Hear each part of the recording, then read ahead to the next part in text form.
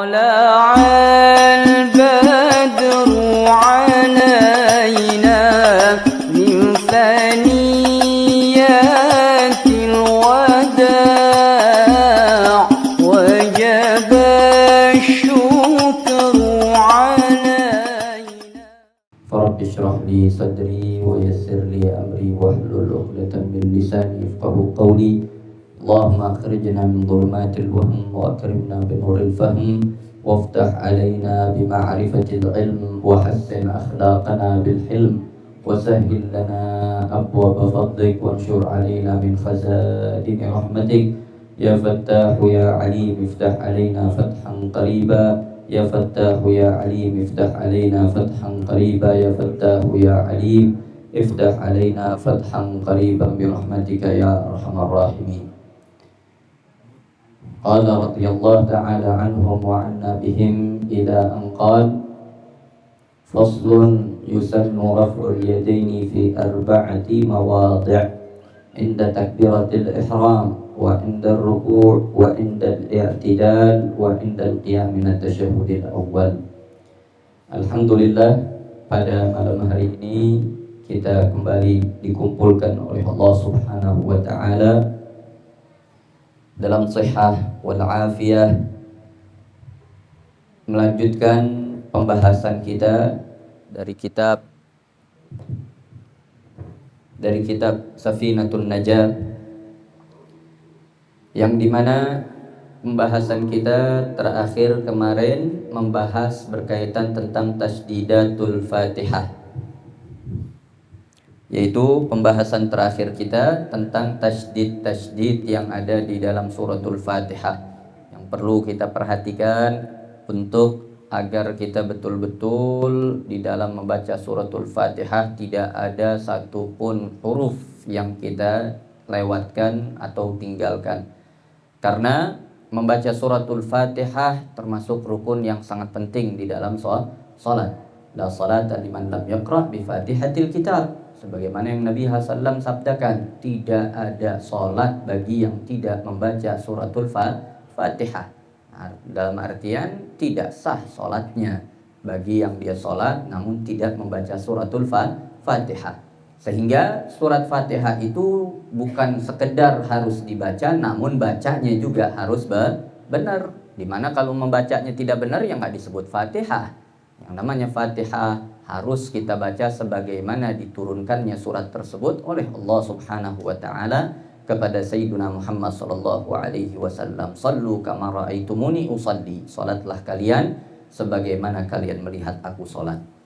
Maka di fasal berikutnya ini masih berkaitan tentang penjabaran daripada rukun-rukunnya salat, yang dimana sebelumnya sudah membaca penjabaran tentang takbiratul ihram, kemudian juga tentang syurut sahnya suratul Fatihah, kemudian tajdid yang ada dalam suratul Fatihah. Adapun saat ini kita masuk di fasal berikutnya berkaitan tentang kesunahan mengangkat kedua tangan, yang dimana beliau katakan yusannu raf'ul yadaini fi 4 mawadhi'. Disunnahkan bagi orang yang sholat untuk mengangkat kedua tangannya pada 4 tempat di dalam sholatnya. Dikatakan dalam artian annahu yundabu lil musalli ay yarfa'a yadayhi. Disunnahkan bagi orang yang sholat untuk mengangkat kedua tangannya fi 4 mawadhi' pada 4 keadaan di dalam sholat. Walau iktasara ala raf'i wahidatin kurih. Yang kemudian Syarih beliau mengatakan, dan kalau sekiranya ada seseorang mengangkat hanya 1 tangan saja di dalam sholat, justru hukumnya makruh. Dia punya 2 tangan, yang diangkat cuma 1 di dalam takbiratul ihram ataupun di dalam mengangkat tangannya, baik saat takbiratul ihram atau di tempat-tempat lainnya yang disunnahkan. Mengangkat hanya 1 tangan itu makruh. Makanya yang disunnahkan itu raf'ul yadain, mengangkat kedua tangan, bukan hanya salah satunya saja. Adapun mengangkat hanya salah satunya saja, hal tersebut makruh. Kemudian kapan saja disunnahkan? Yang pertama yaitu inda takbiratul ihram, ketika seseorang itu takbiratul ihram, di mana takbiratul ihram itu masuk dalam kategori rukun qauli, rukun yang wajib diucapkan. Mengucap Allahu Akbar itu yang menjadi rukun. Adapun mengangkat kedua tangannya saat takbiratul ihram itu sunnah. Nah, jadi kalau hanya orang dia takbiratul ihram cuman ngangkat tangan, sedangkan lisannya tidak mengucap Allahu Akbar, tidak sah sholatnya. Karena takbiratul ihram itu masuk dalam kategori rukun qauli, rukun yang wajib diucapkan, wajib dilafatkan. Maka kesunahan yang pertama daripada mengangkat kedua tangan itu saat takbiratul ihram. Beliau katakan annal awwal minal mawadhi' allati yundab lil musalli an yarfa'a fiha yadayhi waktu takbiratul ihram walau muttaji'an. Dan beliau tegaskan di sini bahwa kesunahan tersebut mengangkat kedua tangan saat takbiratul ihram itu disunnahkan walaupun dia sholat dalam posisi ittija sekalipun. Nah, dia posisinya ittija, tidur menyamping, dia nggak bisa berdiri sholatnya. Maka ketika takbiratul ihram apa disunnahkan ngangkat kedua tangan? Tetap disunnahkan. Jadi bukan hanya kesunahan ini berlaku untuk yang sholatnya berdiri saja, ada yang tiduran juga tetap disunnahkan. Wa tahsul as-sunnah bi ayyi raf'in. Dan seseorang itu bisa mendapatkan kesunahan mengangkat daripada kedua tangan ini dengan ayyi raf', dengan bentuk mengangkat tangan seperti apapun itu udah dapat kesunahannya. Kesunahan paling minimal yaitu dari segi pahalanya. Wal akmal, namun yang paling sempurna ayyabtadi'ahu ma'abtida'it takbir, untuk dia memulai daripada mengangkat tangannya berbarengan dengan bacaan takbir, sambil membaca Allahu Akbar saat mengucap Allah, begitu juga dia memulai mengangkat kedua tangannya saat takbiratul ihram, dan berakhirnya mengangkat tangan itu juga berbarengan dengan berakhirnya takbiratul ihram. Maka itu yang paling afdal, yang paling sempurna seperti itu. Dan kemudian beliau tambahkan wa yusannu, dan disunnahkan juga kashful yadain, yaitu disunnahkan saat mengangkat kedua tangan, yaitu disunnahkan dalam keadaan kashful yadain, kita menyingkap kedua telapak tangan kita, yaitu tidak memakai sarung tangan atau lain sebagainya. Ada minas sunnah, termasuk yang disunnahkan. Wa tawjih batnihima ilal qiblah, dan yang kesunahan berikutnya saat mengangkat tangan dia menghadapkan bagian dalam dari telapak tangannya itu ke arah kiblat, mengarahkan telapak bagian dalamnya itu ke arah kiblat.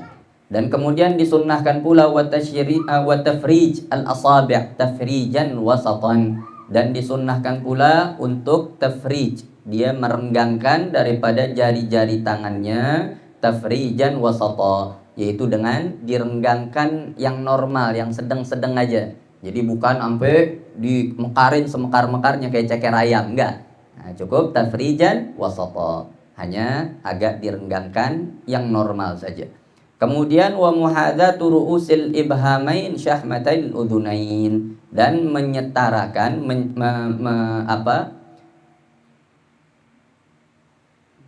apa istilahnya? Menjadikan sejajar daripada bagian ru'us al-ibhamain, bagian ujung daripada jempol, itu sejajar dengan syahmatail udhunain, dengan bagian kuping bagian bawah. Nah, itu sekiranya sejajar, bukan nyentuh, namun sejajar. Nah, yaitu yang sekiranya sejajar dengan itu. Dan kemudian waru'us baqiyatil asabi' a'lal udhunain, dan bagian pangkal ujung daripada jari-jari yang lain itu sejajar dengan a'lal udhunain, sejajar dengan paling atas, bagian paling atas dari telinga. Sekiranya kalau ditarik lurus dia bakal sejajar, bukan benar-benar ditempelin. Nah, namun muhadzah, cukup sejajar dengannya. Nah, wal kaffain al mankibain, adapun al kaffain yaitu kedua telapak tangan, maksudnya bagian belakangnya ini, bagian punggung dari telapak tangan itu sejajar dengan mangkib, nah, yaitu sendi, pertemuan antara antara lengan atas dengan antara lengan atas dan pundak. Nah, ini disebut mangkib, yaitu sejajar dengan mangkib, yaitu dia mengangkatnya seperti ini. Nah, yaitu dia yang sekiranya sejajar. Bagian jari-jari yang lain sejajar dengan telinga yang atas, kemudian bagian jempol itu sejajar dengan syahmatil udhun, dan bagian punggung daripada telapak tangan itu sejajar dengan mangkib, yaitu bagian apa ini istilahnya, bahu, sejajar dengan bahunya. Nah, itu daripada posisi yang disunnahkan. Nah, dan ini dikatakan sunnah berdasarkan apa yang dikumpulkan oleh Imam Asy-Syafi'i dari berbagai riwayat-riwayat hadis yang diriwayatkan oleh para sahabat-sahabat Nabi tentang bagaimana sih tata cara mengangkat tangannya Nabi Shallallahu Alaihi Wasallam ketika takbiratul ihram. Nah, itu dijelaskan oleh Al-Imam At-Tirmidzi, beberapa daripada riwayat-riwayat hadisnya yang dikumpulkan oleh Al-Imam Asy-Syafi'i, diantaranya tentang kesunahan mengangkat tangan. Kalau kita bahas satu persatu dalilnya nggak kelar-kelar.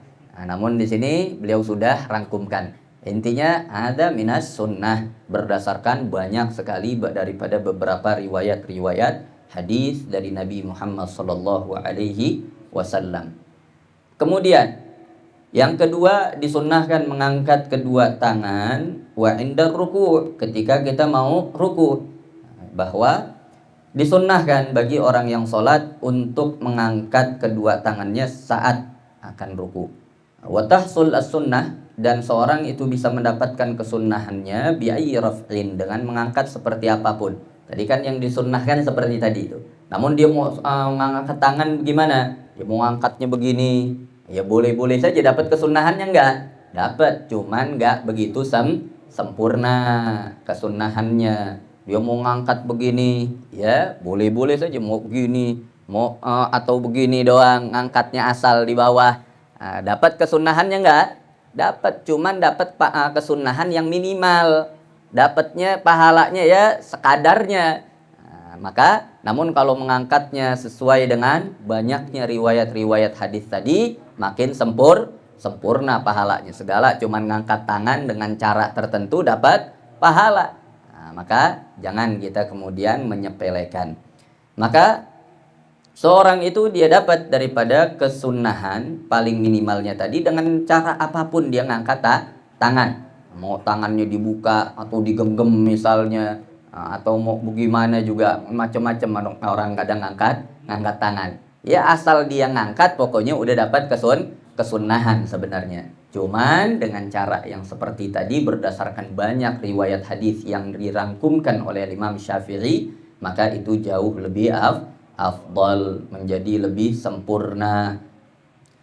Maka adapun yang paling sempurna mengangkat tangan saat ruku ayyabda'a birraf'i qa'iman ma'abtida'it takbir, yaitu memulai mengangkat tangannya itu masih pada saat dalam posisi berdiri, yaitu mengangkat tangannya berbarengan dengan awalnya takbir, yaitu pada saat mau ruku Allah, maka pada saat itu juga mulai mengangkat tangan. Saat mulai mengucap Allahu Akbar, maka pada saat itu juga mulai mengangkat tangannya. Fa idza hadza kaffahu mankibai inhana, di mana kalau kedua telapak tangannya sudah sejajar dengan mankib, dengan pundaknya, dengan bahunya, sejajar dengan bahunya, inhana, baru di situ dia ruku, baru membungkukkan badannya. Nah, jadi mengucap Allah, maka mengangkat tangan dulu, sekiranya telapak tangan sudah mencapai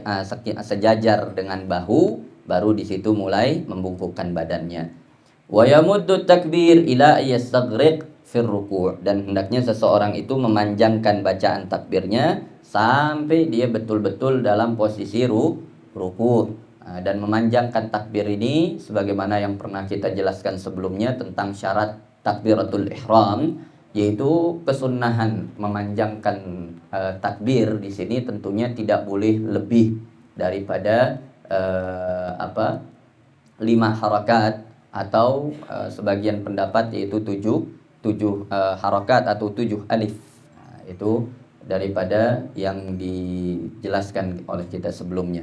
Ala kulli hal, yang dimana disunnahkan untuk terus memanjangkan takbir sampai betul-betul dalam posisi ruku. Adapun mengangkat tangannya tadi, yaitu sebelum ruku, saat mulai Allah. Namun ketika tangan sudah sampai ke pundak, langsung membungkukkan badan untuk menuju posisi ruku. Kemudian berikutnya yang ketiga, wa indal i'tidal, dan disunnahkan mengangkat tangan saat kita akan i'tidal, yaitu pada saat akan i'tidal disunnahkan untuk kita juga mengangkat tangan. Bangun dari ruku menuju i'tidal disunnahkan pula untuk mengangkat kedua tangan kita. Yang disunnahkan, kesunnahannya itu mengangkat kedua tangannya pada saat berbarengan ketika mulai kita mengucap sami Allahu liman hamidah, yaitu ketika mengucap sami Allah, ketika mulai bangun, mulai juga mengangkat tangan. Jadi memulai mengangkat tangannya itu pada saat mulai bangun. Jadi bukan ketika sudah berdiri tegak baru mengangkat tangan. Itu yang disunnahkan. Yang dianjurkan mengangkat tangannya berbarengan dengan mengangkat badan kita dari ruku. Itu sambil kita mengangkat badan kita dari ruku, sambil mengangkat tangan kita juga. Maka itu yang disunnahkan. Kemudian yang keempat, wa indal qiyam minat tasyahudil awal, dan ketika bangun dari tasyahud awal, maka itu tempat-tempat yang disunnahkan. Adapun ketika bangun, yaitu dari rakaat yang pertama, apa ada kesunnahan mengangkat tangan di situ? Nggak ada. Jadi kesunnahannya di situ hanya dalam 4 keadaan saja. Adapun di luar daripada 4 keadaan ini, mengangkat tangan itu makruh. Sama sebagaimana gerakan-gerakan lainnya yang tidak sampai membatalkan sholat, itu semua makruh. Sama. Kita noleh misalnya yang tidak sampai membatalkan sholat, makruh hukumnya. Begitu juga mengangkat tangan di luar 4 keadaan ini yang disunnahkan, maka itu hukumnya makruh. Yang kalau dilakukan dengan sengaja 3 kali berturut-turut, 3 gerakan berturut-turut, justru bisa membatalkan sholat. Jadi itu berkaitan tentang masalah kesunnahan mengangkat kedua tangan. Kemudian berikutnya, faslun. Kita masuk ke fasal berikutnya tentang syurutus sujud, tentang syarat-syarat sahnya sujud. Yaitu apa saja sih syarat yang harus dipenuhi untuk sahnya sujud kita di dalam sholat. Dimana kalau ada satu saja daripada syarat yang 7 ini tidak terpenuhi, maka sujud yang kita kerjakan di dalam sholat menjadi tidak sah. Yang pertama daripada syaratnya adalah ayyasjuda ala sab'ati a'dha. Hendaknya seseorang itu sujud di atas 7 anggota tubuh, yaitu di atas 7 anggota tubuhnya, yaitu yang pertama dahinya, yaitu kemudian yang kedua yaitu kedua telapak tangan bagian dalamnya, kemudian juga bagian lutut, kedua lutut, dan juga kedua apa? Yaitu bagian dalam dari jari-jari kaki, bagian dalamnya. Namun kalau yang diletakkan bagian luarnya, bagian punggung daripada jari kaki, itu enggak sah. Yang sah itu bagian dalam atau paling enggak ujungnya. Yang bagian ujung ataupun yang dalam itu yang sah. Namun kalau dia balik, misalnya jari kaki dia letakkan begini masih sah, atau dia dia tekan sekiranya daripada ujung jarinya itu menghadap kiblat, itu yang paling afdol. Namun kalau dia balik begini, ya, maka menjadi tidak sah. Apalagi kalau dinaikin, yang satu kakinya naik di kaki yang satunya lagi. Ini berarti di atas 6 a'dha. Hanya di atas 6, dia sujud di atas 6 anggota tubuh. Sedangkan itu nggak sah, harus 7. Begitu juga tangan, yang satunya megangin apaan, ya maka juga nggak sah, harus di atas 7 anggota tubuh. Jadi nggak boleh tuh kita kemudian yang satunya megangin daripada sesuatu, maka itu tidak sah. Harus 7 daripada anggota tubuh tersebut harus menempel di tempat kita sujud. Nggak boleh ada satu yang kemudian tidak menempel. Itu yang pertama.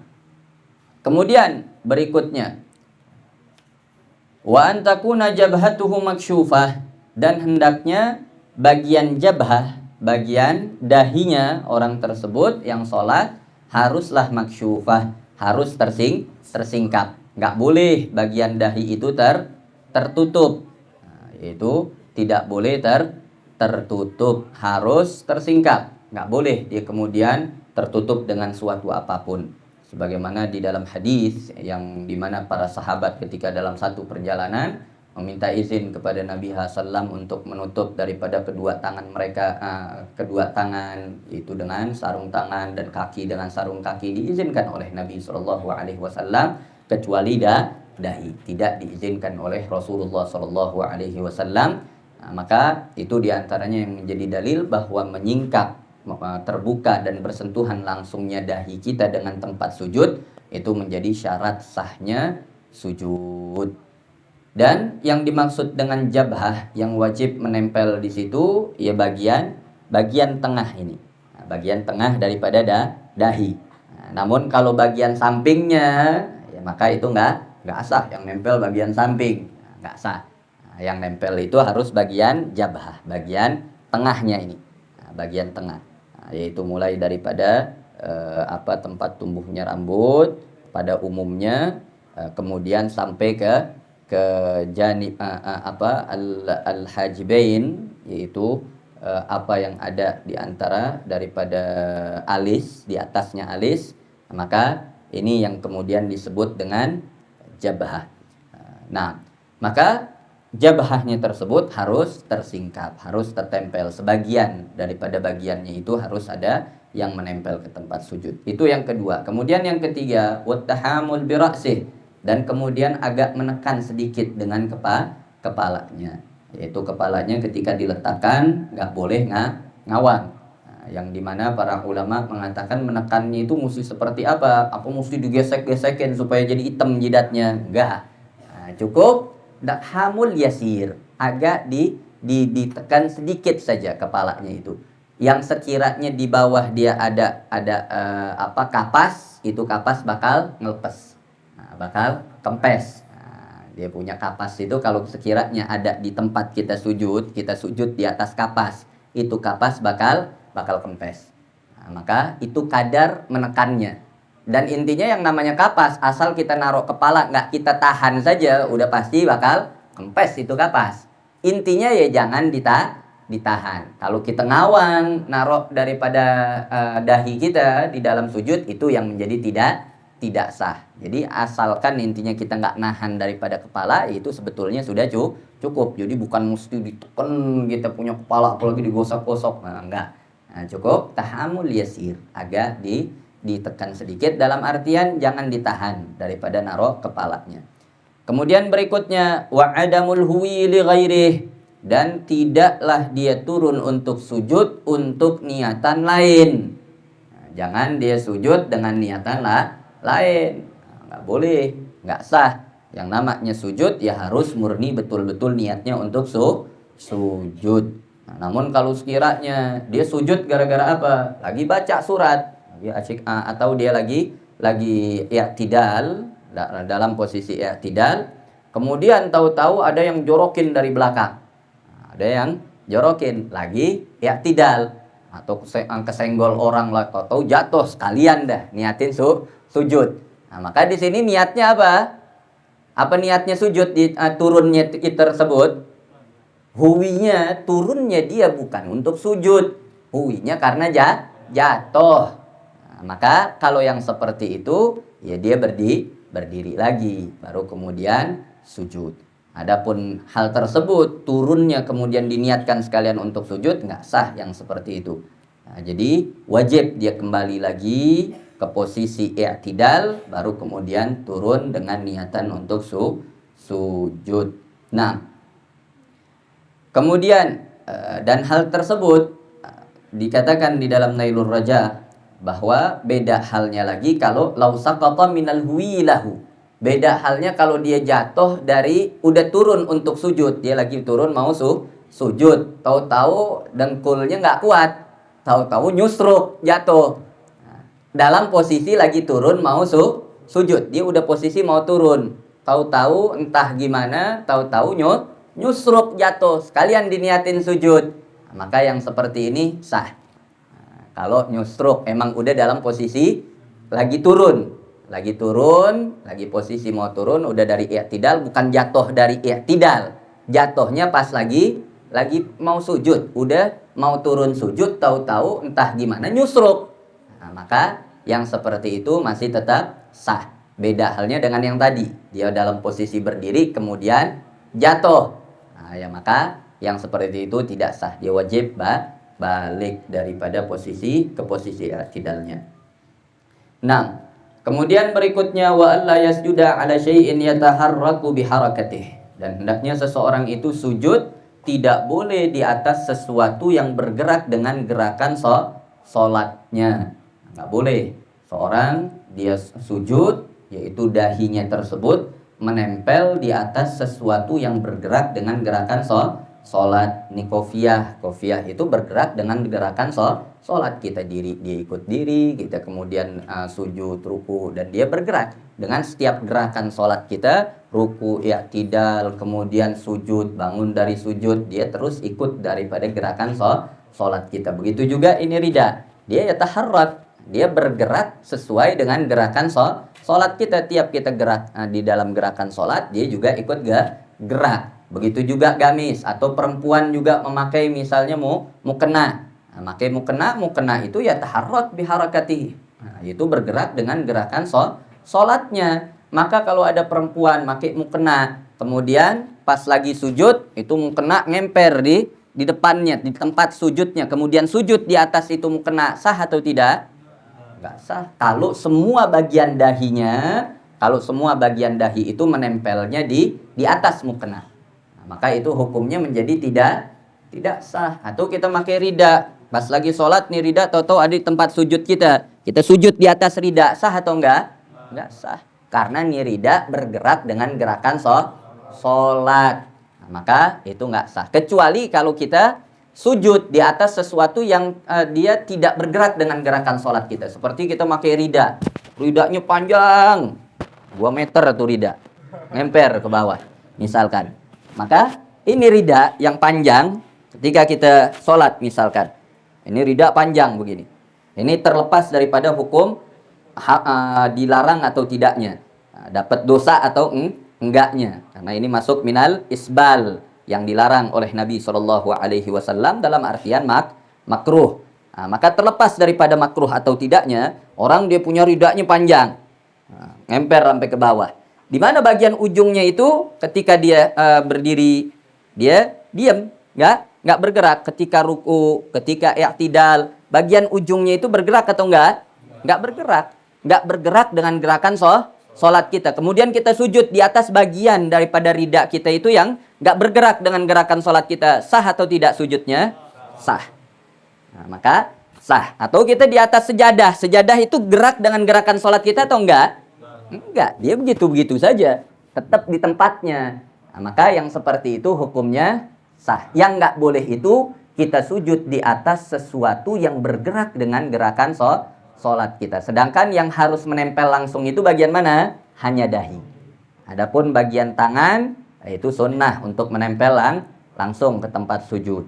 Nah, itu hukumnya sunnah. Dalam artian kita sujud tanpa menggunakan sarung tangan, itu sunnah. Begitu juga dengan bagian kaki untuk laki-laki, yaitu sunnah untuk dia menyingkapnya, dalam artian nggak pakai kaos kaki, itu hukumnya sunnah juga.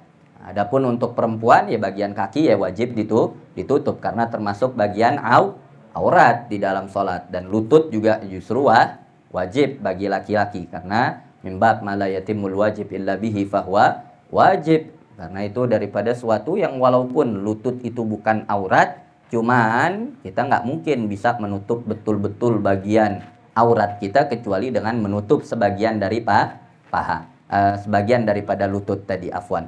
Nah, maka Yang wajib menempel langsung itu adalah bagian jabhah tadi. Adapun selebihnya walaupun dia diletakkannya di atas sesuatu yang bergerak dengan gerakan sholat, itu hukumnya tetap sah. Nah, tangan kita sujudnya nggak nempel langsung, cuman terlapisi dengan sarung tangan misalnya, ya sah. Nah, begitu juga dengan kaos kaki, sah. Namun kalau dahi menempel dengan sesuatu yang bergerak dengan gerakan sholat kita, disitulah hukumnya menjadi tidak sah. Baik untuk laki-laki ataupun untuk perempuan, hukumnya sama. Kemudian berikutnya wartifa'u asafilihi ala a'ali. Dan juga syarat sah berikutnya harus lebih tinggi bagian lebih tinggi bagian bawah daripada tubuh, atau dalam artian yaitu di bagian bokong itu harus lebih tinggi. Yaitu bagian pinggang itu harus lebih tinggi daripada bagian atas tubuhnya, yaitu dari kepalanya. Jadi itu juga menjadi syarat, yaitu bagian pinggang dan yang sekitaran pinggang itu harus lebih tinggi daripada bagian kepala dan juga pundak. Jadi kalau orang sholat ditanjakan, sholatnya ditanjakan, kiblatnya dinanjak begitu, maka ketika sujud, akhirnya sujudnya jadi setara mungkin antara kepala dengan bagian belakangnya, maka yang seperti ini sujudnya tidak sah. Nah, atau kadang suka rame itu di medsos, orang sholat Jumat nggak kebagian di masjid, kebagian di tangga, sholatnya di tangga, pas sujud itu dia naik ke tangga, 2 tangga di atasnya dia sujud, sehingga kepalanya lebih tinggi dari bagian belakang, maka sujudnya sah atau enggak sah. Yang seperti itu, di antara syarat sahnya sujud itu harus apa? Bagian belakang, pinggang dan sekitarannya harus lebih tinggi daripada kepala. Itu menjadi syarat sah. Kalau nggak seperti itu, yang nggak sah dia punya sujud. Nah, jadi itu mesti diperhatikan. Jadi kalau sekiranya pun nggak dapat, misalnya di masjid, ya jangan di tangga. Apalagi sekiranya tangganya posisinya seperti itu. Nah, posisinya kita bakal sujud dalam posisi kita punya kepala bakal jadi lebih tinggi atau paling tidak sejajar dengan bagian belakang, maka justru akhirnya menjadi tidak sah sholat kita. Nah, kemudian berikutnya waktu tumakninatu fi, dan juga syarat yang ketujuh adalah tumakninah di dalamnya. Tumakninah di dalam sujud, diam sejenak, jangan buru-buru di dalam sujud. Itu minimal sekadar bacaan subhanallah, dan afdalnya untuk imam ataupun makmum itu membaca tasbih sebanyak 3 kali, subhana rabbiyal a'la wa bihamdih. Nah, kemudian di dalam Nailur Raja beliau katakan ada permasalahan, falau syakka ba'dal intiqali minhu. Bagaimana kalau ada orang ragu setelah dia meninggalkan sujud, lagi duduk di antara 2 sujud, kemudian dia ragu nih, sujud yang barusan dia kerjain itu udah tumakninah atau belum, dia ragu nih. Nah, maka beliau katakan lazimahul aud ilaihi fauran. Kalau dia ragu tadi udah tumakninah atau belum sujudnya, maka wajib dia balik lagi untuk sujud. Ini berlaku bagi imam ataupun bagi dia posisinya sebagai orang yang sholat sendiri. Namun bagi makmum nggak boleh dia kemudian balik lagi sendiri seperti itu. Nah, bagi makmum itu wajib ngikut imam. Nah, adapun untuk makmum yang kemudian dia ragu tadi ada meninggalkan tumakninah di dalam sujud, maka ya dia cukup nanti setelah imam salam dia bangun lagi menambahkan 1 rakaat. Itu untuk makmum. Namun untuk imam ataupun untuk dia posisinya sebagai orang yang sholat sendiri, dia wajib untuk kembali ke rukun tersebut, kembali lagi sujud yang pertama. Nah, maka itu daripada apa yang beliau jelaskan berkaitan tentang sujud. Kemudian beliau mengatakan khatimatun, itu penutup daripada hal ini. Beliau katakan bahwa a'dha'us sujud as-sab'ah Anggota sujud yang 7 itu adalah yang pertama al-jabhah, dahi, wa butun asabi'il kaffain, kemudian bagian dalam daripada jari-jari kedua telapak tangan, warukbatan, dan kedua lutut, wa butunu asabi'ir rijlain, dan bagian dalam dari jari-jari kaki. Maka itu berkaitan tentang masalah sujud. Adapun berikutnya berkenaan tentang tasdidat, at-tasyahud, begitu juga dengan salawat dan juga salam kepada Nabi Shallallahu Alaihi Wasallam. Mungkin kita baca saja sedikit. Di sini kemudian beliau menegaskan tentang hal yang sangat penting juga, diantaranya yaitu tentang tasdidat at-tasyahud, yaitu tentang tasdid yang terdapat di dalam bacaan tasyahud. Yang beliau katakan bahwa tasdid di dalam tasyahud itu terdapat 21 tasdid. Dimana kenapa kok dibahas tentang tasdidnya? Karena tasyahudnya sudah kita bahas sebelumnya. Bacaan tasyahudnya itu sudah pernah kita bahas. Dimana tasyahud ini termasuk daripada rukun qauli. Dan yang namanya rukun qauli itu harus kita baca tepat sebagaimana yang diajarkan oleh Nabi Shallallahu Alaihi Wasallam. Bacaan Fatihah ya harus benar, harus tepat. Makharijul hurufnya harus benar, tasydidnya harus dibaca. Nggak boleh hilang satu tasydid saja sama saja berubah daripada Fatihah. Merubah Fatihah ya berarti menjadi tidak sah bisa-bisa sholatnya. Maka begitu pula halnya dengan rukun qauli yang lain. Begitu pula dengan takbiratul ihram harus jelas tiap bacaannya. Begitu juga dengan Fatihah. Kemudian juga dengan bacaan tasyahud. Ini juga termasuk rukun qauli. Yang dimana bahkan diriwayatkan di dalam hadis yaitu bahwa Nabi Shallallahu Alaihi Wasallam kata sahabat yu'allimuna tasyahud kama yu'allimuna suratan minal Quran atau kama qala, yaitu bahwa Nabi Sallam kata sahabat itu mengajarkan kami bacaan tasyahud sama seperti Nabi mengajarkan kami bacaan suatu surat daripada Al-Quran. Saking detailnya daripada Nabi Sallam menuntun kami untuk membaca bacaan tasyahud. Itu menunjukkan sangat penting. Makanya di sini nggak heran beliau sampai menegaskan ini ada berapa tasydid, ada 21 tasydid. Perhatikan dengan baik. Karena begitu juga Nabi Sallam mengajarkan para sahabatnya. Sampai sahabat katakan bahwa kami diajarin bacaan tasyahud oleh Nabi sama seperti Nabi ngajarin kami baca suatu surat, mengajarkan kami suatu surat daripada Al-Quran. Menunjukkan sangat pentingnya bacaan tasyahud. Yang dimana khamsun zaidatun fi akmalih wa sitta asyarah fi aqallih. Dimana 5 tasydidnya itu adalah suatu tambahan daripada kesempurnaannya tasyahud, dan 16 daripada tasydid tersebut berada pada batas minimal daripada tasyahud. Karena yang namanya tasyahud yang paling minimal yaitu membaca apa? Apa bacaan tasyahud? Apa bacaan tasyahud? At-tahiyatu mubarakatus salawatut tayyibatu lillah. Kemudian assalamu alayka ayyuhan nabiyyu wa rahmatullahi wa barakatuh. Assalamu alayna wa ala ibadillahis salihin. Ashhadu an la ilaha illallah wa ashhadu anna Muhammadan Rasulullah. Maka itu disebut bacaan tasyahud. Di mana kita wajib baca perkataannya tanpa dikurangi sedikit pun. Ngurangin satu kata saja nggak sah tasyahudnya karena ini rukun qauli.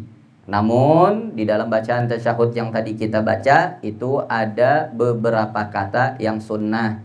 Yang diantaranya yang sunnah tadi adalah menambahkan al-mubarakat, as-salawat, at-tayyibat. 3 kata ini itu sunnah. Yang wajib itu at-tahiyatu lillah.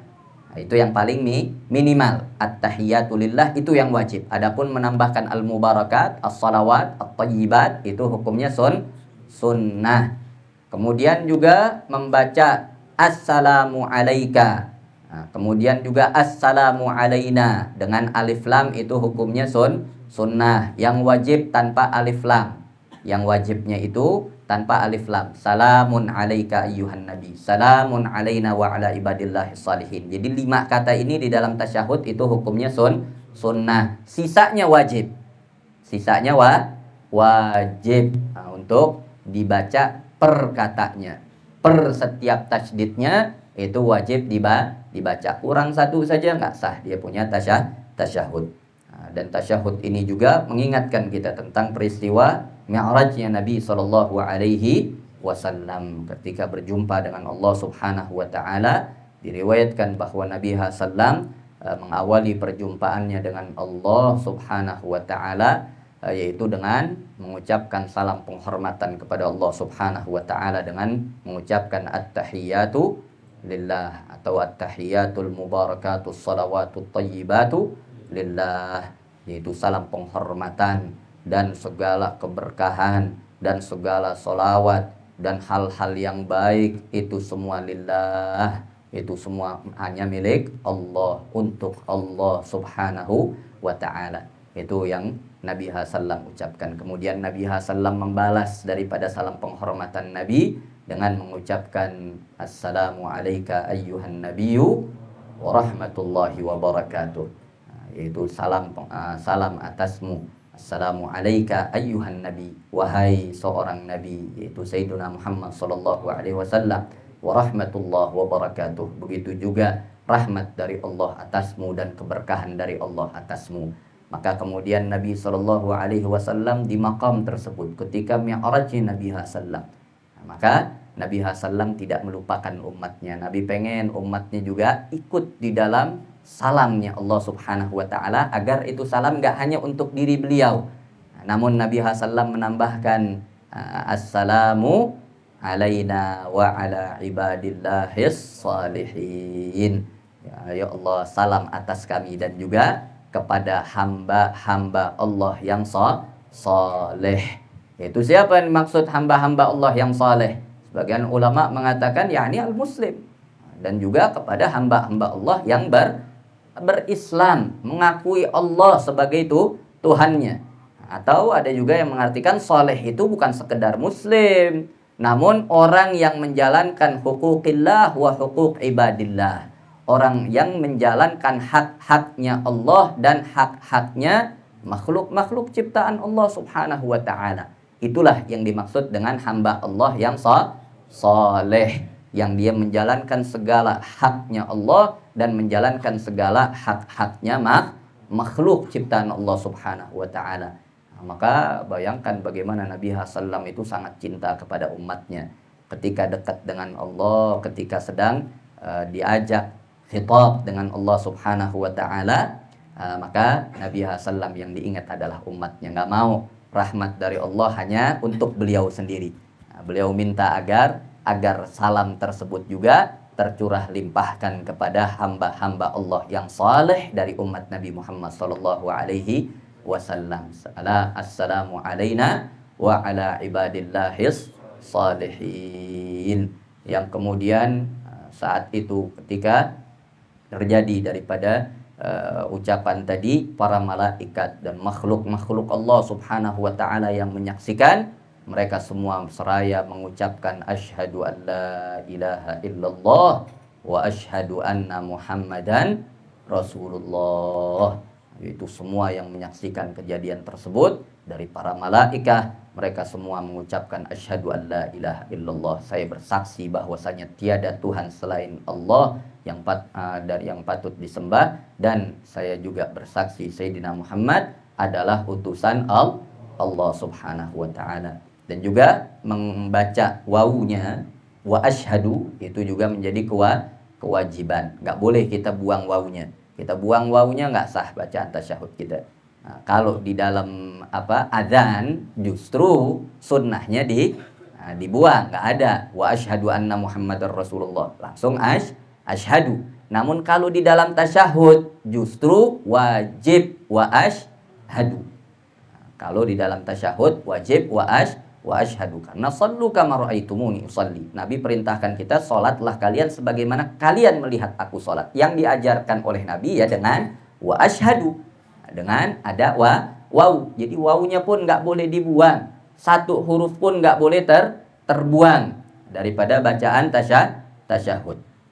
Nah, maka di sini beliau menjelaskan daripada bahwa tasydid yang ada di dalam tasyahud itu berjumlah 21. Yang pertama yaitu at-tahiyat, yaitu ada tasydid di atas ta dan di atas ya. Kemudian al-mubarakatus salawat, yaitu tasydidnya di atas sad. Kemudian at-tayyibat, tasydidnya di atas ta dan juga di atas ya. Kemudian lillah, tasydidnya di atas lamil jalalah, lamnya Allah. Kemudian assalamu, yaitu tasydidnya di atas sin. Kemudian alaika ayyuhan nabiyyu, yaitu tasydidnya di atas ya ayyuha. Kemudian an-nabiyyu ada tasydid di atas nun dan di atas ya. Kemudian warahmatullah, ada tasydid lagi di atas lamil jalalah. Kemudian wabarakatuhu assalamu, kemudian di atas sin. Alaina wa ala ibadillah, yaitu ada di atas lamil jalalah. Kemudian as-salihin ada di atas sad. Kemudian asyhadu an la ilaha illallah, yaitu Allah, yaitu ada di atas lam alif, yaitu Allah. Itu menjadi tasydid. Illallah, kemudian di atas lam alif dan di atas lamil jalalah. Kemudian wa asyhadu anna, yaitu di atas nun. Muhammadan Rasulullah, yaitu di atas mim. Nah, kemudian asyhadu an la ilaha illallah wa asyhadu anna Muhammadan Rasulullah. Nah, dan kemudian Muhammadar Rasulullah, begitu juga di atas ra dan di atas lamil jalalah. Maka itu jumlahnya ada 21 tasydid. Nah, kemudian berikutnya faslun tentang tasydidat aqal as-salah ala Nabi sallallahu alaihi wasallam, yaitu tasydid paling minimal daripada bacaan salawat kepada Nabi sallallahu alaihi wasallam, yaitu ada 4 tasydid. Dan kita sudah membahas juga di mana membaca salawat kepada Nabi sallam termasuk rukun qauli, wajib diucapkan, wajib dilafadzkan yang sekiranya terdengar oleh telinga sendiri di tempat yang sekiranya sepi. Maka itu wajib diucapkan, dan paling minimalnya membaca Allahumma salli ala Muhammad, itu paling minimal. Paling minimalnya Allahumma salli ala Muhammad, sebagaimana yang diriwayatkan dalam hadis yang sahih ketika Nabi sallam ditanya, ya Rasulullah, kami tahu bagaimana cara salam kepadamu, namun ajarkan kepada kami bagaimana cara bersolawat kepadamu kalau kami sholat. Maka diajarkan oleh Nabi sallam baca Allahumma salli ala Muhammad. Nah, maka itu paling minimal. Namun paling afdalnya yaitu dengan membaca sholawat Ibrahimiyah. Nah, dan Al-Imam Ar-Ramli mengatakan dan sunnah di dalam membaca sholawat Ibrahimiyah yaitu kita menambahkan lafaz Sayyidina, baik kepada Sayyidina Muhammad ataupun kepada Sayyidina Ibrahim. Itu sebagaimana yang dikatakan oleh Imam Ar-Ramli, walaupun memang ada larangan itu dari Nabi sallam. Namun menjalankan adab itu lebih utama daripada imtithalil amr, daripada menjalankan perintah menurut daripada sebagian ulama. Walaupun ada khilaf, ada yang mengatakan enggak, menjalankan perintah lebih bagus daripada menjalankan adab. Namun banyak dari ulama kita yang lebih cenderung kita menjalankan adab itu lebih utama. Walaupun memang Nabi sallam melarang. Di antaranya Nabi melarang untuk sahabat itu berdiri ketika Nabi sallam datang. Ketika Nabi sallam datang, Nabi sallam melarang para sahabatnya untuk berdiri agar mereka tetap duduk. Itu perintah dari Nabi sallam. Tapi pernah suatu saat Sayyidina Hasan ibn Thabit radhiyallahu taala an, ketika Nabi sallam datang, beliau berdiri sendirian. Yang lain pada duduk. Akhirnya Nabi sallam menegur Sayyidina Hasan, "Wahai Hasan, bukankah kamu tahu aku melarangmu?" Maka Sayyidina Hasan mengucapkan daripada bait syairnya, yaitu ajibtu liman lahu aqlun wa fahmun yara hadzal jamala wa la yaqumu. Yaitu beliau katakan, qiyami alal azizi alayya fardun wa tarkul fardi ma huwa mustaqimu. Ajibtu liman lahu aqlun wa fahmun yara hadzal jamala wa la yaqumu. Beliau katakan bahwa berdirinya aku untuk orang yang mulia, maksudnya Rasulullah sallallahu alaihi wasallam, bagiku adalah kefarduan. bagiku ada suatu kewajiban. Wa tarkul fardhi ma huwa mustaqimu, dan meninggalkan suatu kefarduan nggak benar hal tersebut.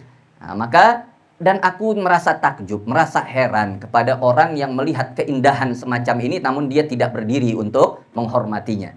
Nah, itu kata Sayyidina Hasan bin Thabit, dan dibiarkan oleh Nabi SAW. Nabi SAW nggak kemudian menegur, suruh duduk, disuruh berhenti baca qasidahnya, enggak. Dibiarkan oleh Nabi SAW. Dan pembiaran Nabi itu menjadi hukum bolehnya. Dan ini juga yang menjadi dalil kita mahallul qiyam. Nah, yaitu berdiri. Sebagaimana tadi kata Sayyidina Hasan ibn Thabit, qiyami alal azizi alayya fardun wa tarkul fardi ma huwa mustaqimu, kata Sayyidina Hasan radhiyallahu ta'ala anhu wa arda, sebagai bentuk penghormatan, pengagungan kepada Nabi Muhammad sallallahu alaihi wasallam. Nah, maka di sini beliau kemudian menjelaskan tentang tasydid, minimalnya bacaan sholawat, yaitu di mana ada 4 tasydid. Yang pertama Allahumma, yaitu di atas lam dan mim, kemudian sholli di atas lamnya, ala Muhammad, yaitu di atas mim. Dan kemudian yang terakhir daripada rukun qauli dalam salat, wa aqallus salam, dan paling minimalnya salam itu adalah assalamu alaikum. Nah, itu paling minimal, paling minimalnya salam assalamu alaikum, harus jelas setiap hurufnya, alif lamnya. Nggak boleh kita salam dalam salat kayak kita salam Assalamualaikum, atau apa biasanya lagi, kum, apalagi kum doang, Assalamualaikum atau apalah, nggak boleh, harus jelas assalamu alaikum, harus tasydidnya juga harus jelas. Di mana beliau jelaskan di sini minimalnya salam itu assalamu alaikum, di mana tasydidnya ada di atas sin. Nggak boleh assalamualaikum, nggak ada tuh, hilang tuh, tasydidnya hilang. Maka harus jelas, tasydidnya harus dibaca. Hilang tasydid, hilang salam. Nggak salam berarti belum selesai sholatnya. Kemudian udah main berdiri aja, batal sholatnya akhirnya. Urusan assalamualaikum, akhirnya jadi batal sholatnya. Wassalamualaikum warahmatullah. Maka selebihnya kita buka sesi tanya jawab. Tafadhalu.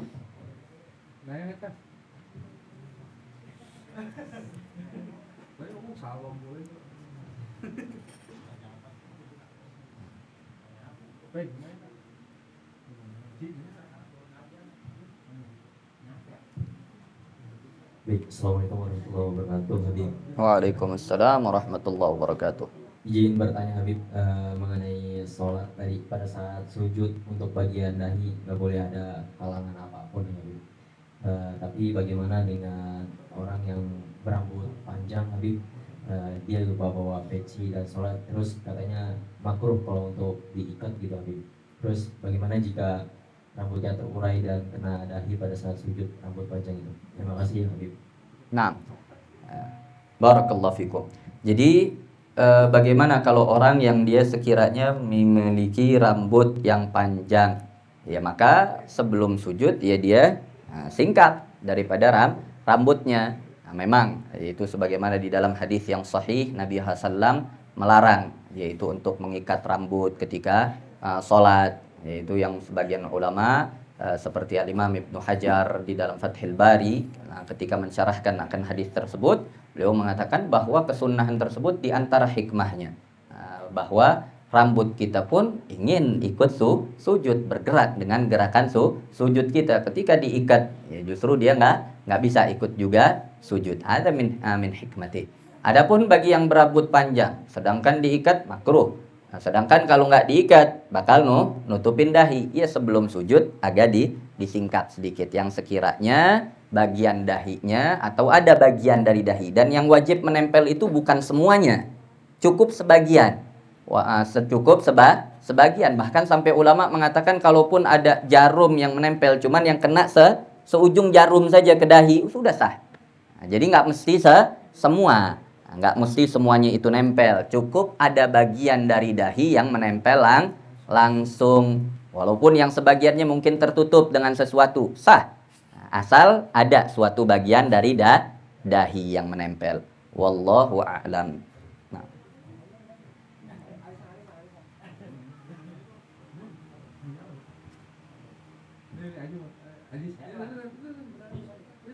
Assalamualaikum warahmatullahi wabarakatuh. Waalaikumsalam. Ini assalamualaikum. Nah, diulang lagi salamnya.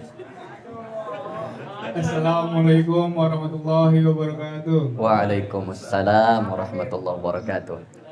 Izin bertanya, Abi.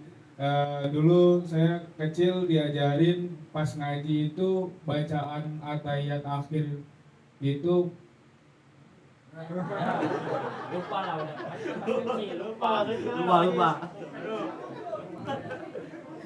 Kan udah gede banget. At-tahiyatu lillah, at-tayyibatu lillah.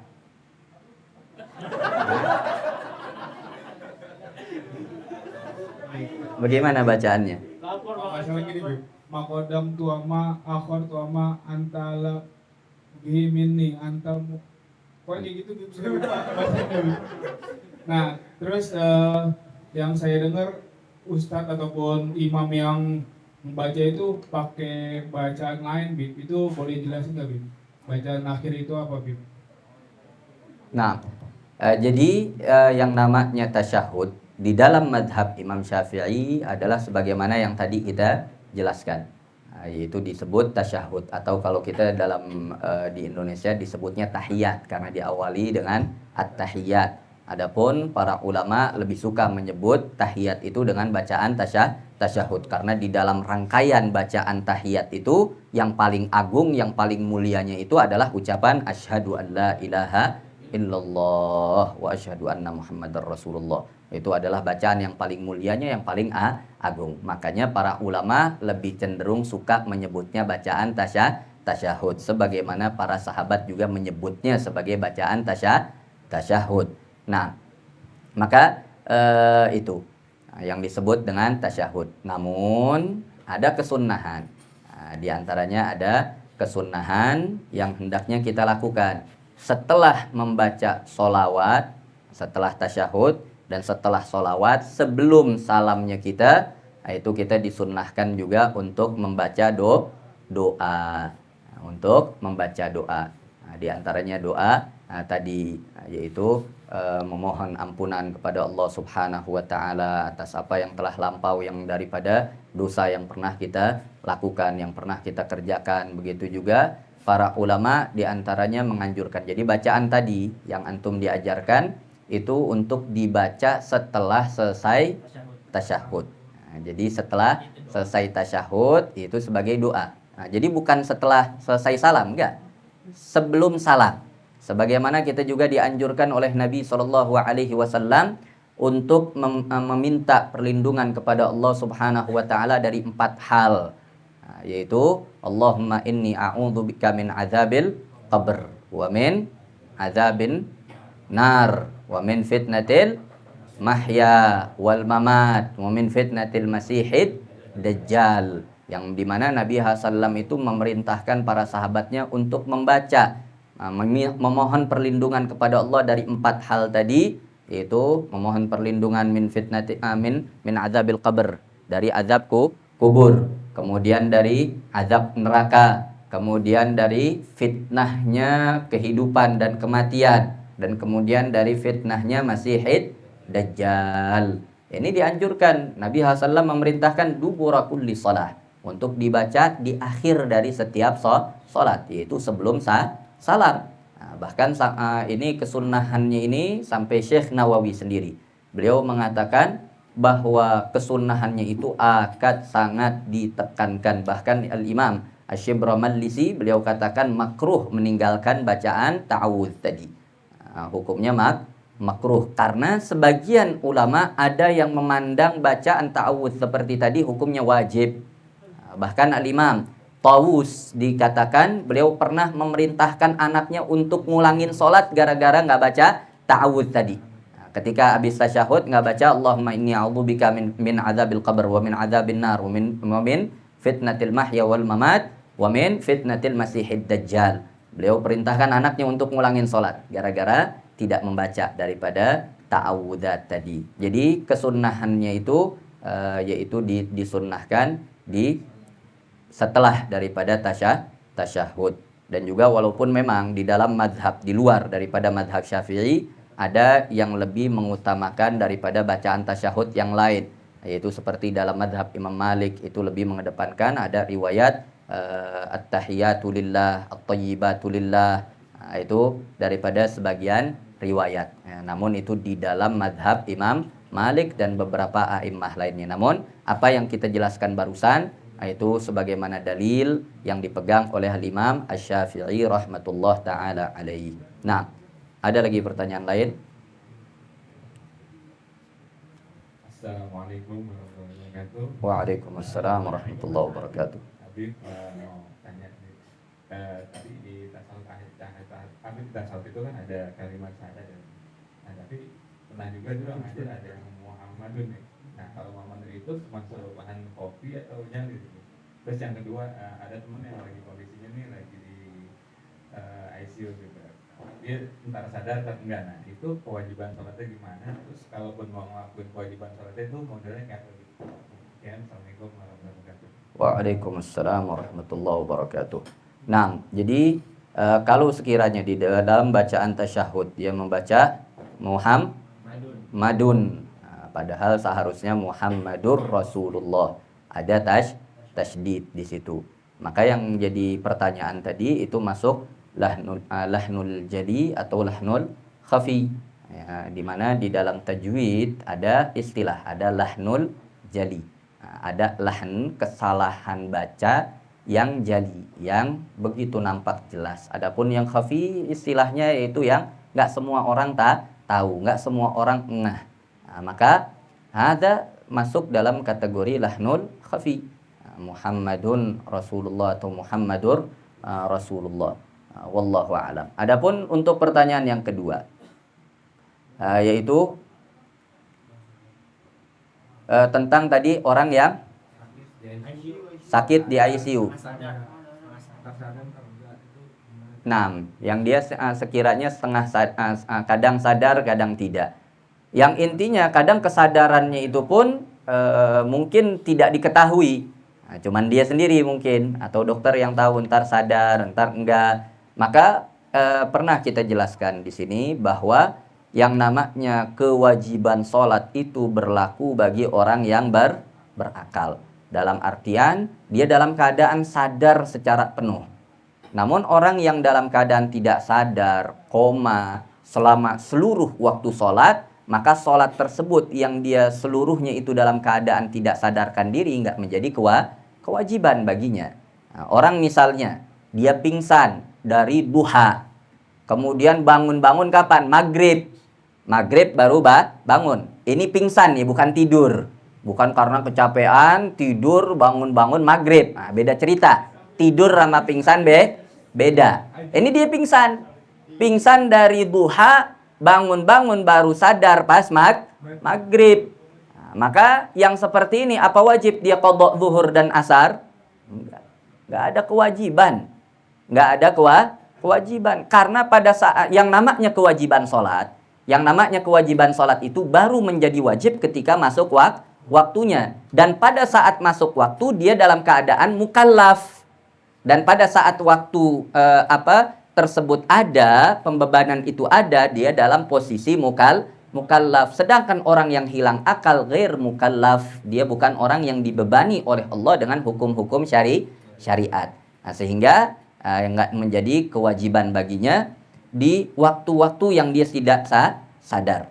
Adapun untuk di waktu yang dia sekiranya sadar, ya maka tetap wajib dia untuk sholat. Meskipun mungkin dia sadarnya itu hanya dia sendiri yang tahu. Dia kadang sadarnya itu dalam artian dia dengar orang-orang yang di sampingnya. Namun untuk ngegerakin badan pun nggak bisa. Apa gugur kewajiban sholat? Enggak. Tetap menjadi kewajiban. Dia kira-kirakan nih sekiranya nih masuk waktu sholat apa. Nah, ya maka dia sholat itu hanya dengan murud, hanya membayangkan gerakan-gerakan dan bacaan-bacaan sholat di dalam hati atau di dalam pikirannya dia. Nah, cukup, karena dia ngegerakin mata saja mungkin nggak bisa, koma. Orang di luar ngelihatnya dia koma, padahal dia sadar. Ini terjadi terkadang, orang koma tapi dia sadar. Orang di sampingnya ngomongin apa, sampai ada orang yang bertahun-tahun koma. Nah, padahal selama ini dia dah dengar, ketika sadar baru dia tahu, nih keluarganya dulu yang ngomongin begini, ngomongin begitu, ketahuan semua. Pas dia kok koma, yang mana keluarganya nggak tahu, dia padahal dah dengar, yang tahu cuman dia kaku, diem aja. Nah, gerakin mata juga nggak tahu, cuman sadar. Nah, maka yang seperti ini tetap wajib dia sholat, meskipun nggak wudhu, karena sebagaimana Nabi SAW mengatakan, wa ma amartukum bihi fa'tu minhu mastata'tum, dan apa-apa yang aku perintahkan atas kalian daripada syariat, kerjakan semampunya kalian. Yang dia mampu cuman menggerakkan di dalam hatinya, di dalam pikirannya, maka lakukan yang dia mampu tersebut. La yukallifullahu nafsan illa wus'aha, wallahu a'lam. Nah, Terakhir aja. Lu mau nanya juga? Oh banyak ya. Assalamualaikum warahmatullahi wabarakatuh. waalaikumsalam warahmatullahi wabarakatuh. Izin bertanya Habib, misalkan saya pribadi belajar mengenai syarat-syarat syahnya sholat, sehingga dalam sholat itu kita menjadi waspada nih Habib untuk menghindari hal-hal yang bisa membatalkan sholat kita. Akhirnya ganggu pikiran kita saat sholat itu, sekiranya seperti apa Bu? Enaknya cara cari khususnya tuh seperti apa? Karena apa ya? Karena Kepikiran itu Bib, yang takutnya kita sholatnya entar gak sah, kita mau cari sunnah pahalanya seperti apa? Mungkin begitu Bib. Terima kasih. Assalamualaikum warahmatullahi wabarakatuh. Waalaikumsalam warahmatullahi wabarakatuh. Yang namanya khusyuk itu ada tingkatan-tingkatannya. Yang namanya khusyuk ada tingkatan-tingkatannya. Yang diantara tingkatannya, kita di dalam sholat mikirin nih yang sunnah murojaah lagi. Nih waktu pengajian nih, diantara kesunahannya ini kita mikirin lagi. Itu masuk khusyuk. Karena yang dipikirin tentang apa? Tentang bagaimana kita sempurna di dalam sholat kita. Nah, bagaimana yang waktu itu sunnah tuh gimana saja tuh, ngangkat tangan. Oh, tangannya begini sambil nginget-nginget kita ngerjainnya. Itu termasuk juga di dalam khusyuk, walaupun ya tingkatannya bermacam-macam. Ada yang khusyuk dalam artian dia mengingat seperti tadi, yang karena pikirannya itu berkaitan dengan apa? Tetap berkaitan dengan sholat. Dia bukan memikirkan di luar daripada sholat. Itu termasuk bagian dari khusyuk di dalam sholat, asalkan yang nggak sampai batas waswas. Adapun waswasah minasyaitan, rasa waswas, yaitu masuk daripada godaannya syaitan. Ya, jangan waswas. Ingat-ingat pelajaran boleh. Untuk akhirnya lama-lama kan kalau kita ingat-ingat terus begitu jadi terbiasa. Kadar khusyuknya kita, tingkatan khusyuknya jadi naik. Mulai pengen tahu nih artinya apa, kita renungin daripada artinya. Pelajaran semua udah kita bisa kerjain. Maka naik daripada tingkatan khusyuk kita. Jadi yang namanya khusyuk itu bukan satu tingkatan, ada beberapa tingkatan daripada khusyuk, dan itu termasuk daripada khusyuk. Wallahu a'lam. Nah. Assalamualaikum warahmatullahi wabarakatuh, Habib. Waalaikumsalam warahmatullahi wabarakatuh. Izin nanya, Bib. Misalkan ya, kan itu syarat-syarat sujud kan ada 7.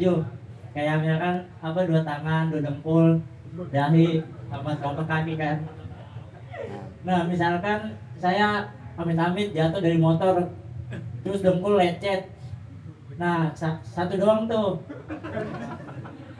Cuman yang satunya kan bisa nyentuh lantai gitu tempat sujud. Nah, yang satunya kayak kalau nyentuh lantai kayak sakit gitu. Kalau misalkan saya kayak ngawang-ngawang lantainya itu gimana, Bib? Boleh kagak, Bib? Nah, jazakumullah khair. Jadi kalau ada orang yang jatuh dari motornya, kemudian dia mau sujud, biasanya kalau udah jatuh motor jangankan sujud, nekuk kaki aja udah susah, udah sakit. Nah, maka sebetulnya dalam posisi tersebut dia sholat dalam posisi sujudnya itu dengan membungkukkan badan saja sudah cukup.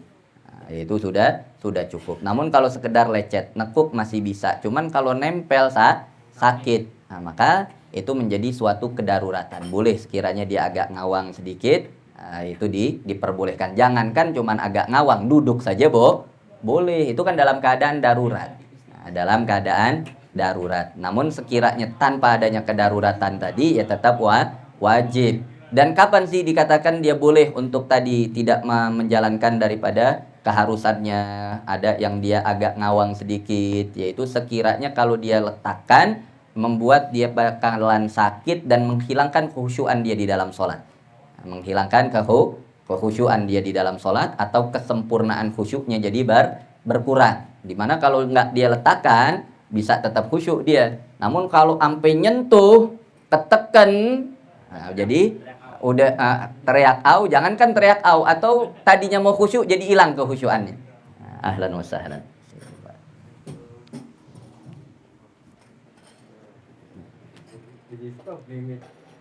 Wah.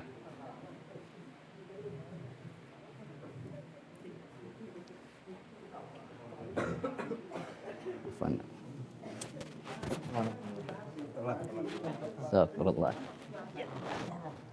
Nah, jadi itu tadi. Nah, jadi kalau sekiranya dalam keadaan darurat, maka ad-darurat tubihul mahdzurat. Keadaan darurat itu terkadang memperbolehkan apa-apa yang tadinya dilarang di dalam syariat. Tadi yang namanya sujud harus di atas 7 anggota tubuh. Namun keadaan darurat itu terkadang memperbolehkan apa-apa yang tadinya dilarang. Wallahu a'lam. Nah, adapun selebihnya Al-Faqir serahkan kepada Sayyidul Walid Al-Habib Hussein hafizahullah taala. Jazakumullah. Selesai pertanyaan. Alhamdulillah. Ada yang mau nanya lagi? Nggak ada yang nanya jam berapa pengajian selesai gitu? Ya Allah. Bismillahirrahmanirrahim. Assalamualaikum warahmatullahi wabarakatuh. Assalam. Alhamdulillah. Alhamdulillah rabbil alamin. Allahumma shalli ala sayyidina Muhammad wa ala ali sayyidina Muhammad. Asyhadu an la ilaha illallah wahdahu la syarikalah wa asyhadu anna Muhammadan abduhu wa rasuluh, amma ba'du. Hadirin jamaah yang dirahmati dan dimuliakan Allah Subhanahu wa taala, sama-sama kita muliakan dan kita hormati guru kita tercinta yaitu Al-Habib Hamid bin Tahir Al-Hamid. Kita doakan semoga beliau senantiasa dipanjangkan umurnya oleh Allah Subhanahu wa taala, diberikan kesehatan dan kekuatan yang sempurna oleh Allah Subhanahu wa taala. Allah jaga beliau, keluarganya, hartanya dan ilmunya, insyaallah selalu bermanfaat buat kita sekalian. Dan yang kita hormati Syekhul Majlis, pimpinan Majelis KBMRes, yaitu Mukarram Ustaz Soni apa ya? Soni Hermanto ya? Hermanto atau Hermanto? Guru Hermanto ya? Ini orang Madura ada bawa-bawa Jawa dikit nih, ada tonya di belakang soalnya. Ya, ya Allah, semoga beliau panjang umur. Ya, insyaallah tahun ini beliau nikah. Amin. Ya, sebelum puasa. Ya Allah, kita doakan mudah-mudahan beliau cepat mempunyai keluarga, ya, punya istri, kemudian punya anak, ya, dan insyaallah punya harta yang banyak untuk berinfak ke majelis. Guru kita, pimpinan majelis Sababun Nabawi, Abuya Mukarram Ustaz Mahmud bin Abdul Muthalib, semoga panjang umur beliau. Beliau baru sembuh dari sakit ya, di sakit-sakit masih bisa hadir di majelis. Kita doakan semoga beliau sehat selalu, ya, panjang umur, banyak rezeki. Para guru-guru kita ada Ustaz Dainuri, ya, Ketua Dewan Suro daripada Majelis Sababun Nabawi. Terus ada tim yang selalu membuat suasana majelis menjadi bergairah, yaitu tim hadrah. Ya. Ini tim hadrah ini satu kelebihan mereka, ketika hadir di majelis itu selalu lebih awal. Ya, selalu lebih awal karena jadi magnet buat jamaah yang lain. Satu kerugian atau kejelekan dari beliau yaitu kalau sudah nikah nggak main hadrah lagi. Ya,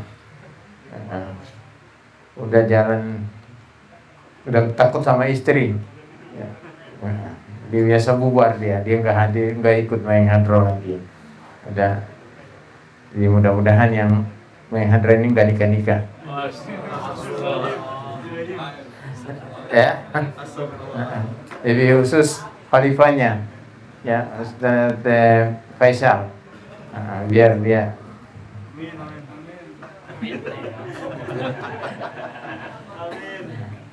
Ya Allah, nggak perlu banyak-banyak ngomong nih, aneh juga udah lapar. Demikian, wassalamualaikum warahmatullahi wabarakatuh.